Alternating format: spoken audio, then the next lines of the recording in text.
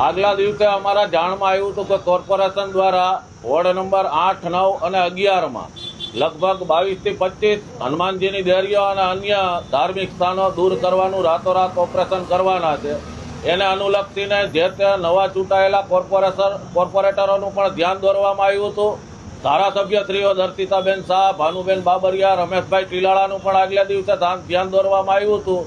ભાજપ શહેર પ્રમુખ માધવભાઈ દવેના ધ્યાન ઉપર પણ વાત મૂકવામાં આવી હતી અને સૌએ આગલા દિવસે આશ્વાસન આપ્યું હતું કે આવું નહીં બને અને ડિમોલેશન અટકી જશે.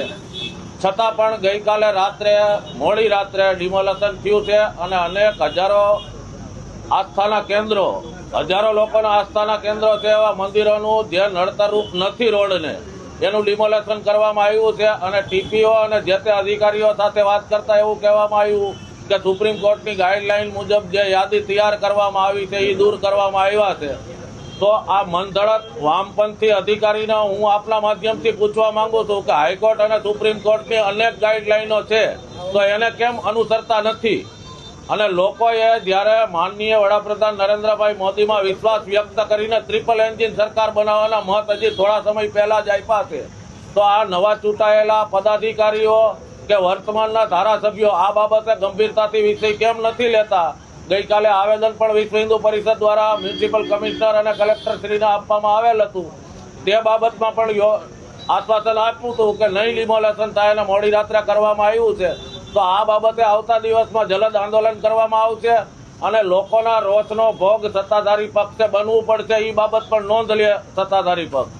અશાંત ધારાના મુદ્દામાં પહોંચી નથી જતા પણ અશાંત ધારો લાગુ કર્યા પછી જજ ચોક્કસ લે છે.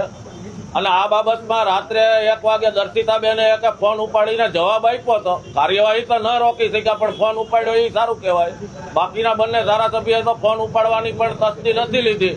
તો આવી વારંવાર ઘટનાઓ બને અને હિન્દુ સમાજ ઉપર જ કુઠારાઘાત થાય અને ત્યારે આજ જે હિન્દુ સમાજના નામે મત માંગેલા ધારાસભ્યો કે કોર્પોરેટરો જે કોર્પોરેશનની ચૂંટણી લડતા લોકોએ પણ વિચારવું જોઈએ કે એણે રામ મંદિરને 370નો પ્રચાર કરીને મત માંગવા પીડ્યા છે.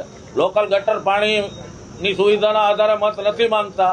તો એણે પણ વિચારવું જોઈએ કે આવતા સમયમાં હિન્દુ સમાજ જો વિફરશે તો બંગાળ જેવી પરિસ્થિતિ અહીંયા સત્તાધારી પક્ષે ભોગવવી પડશે.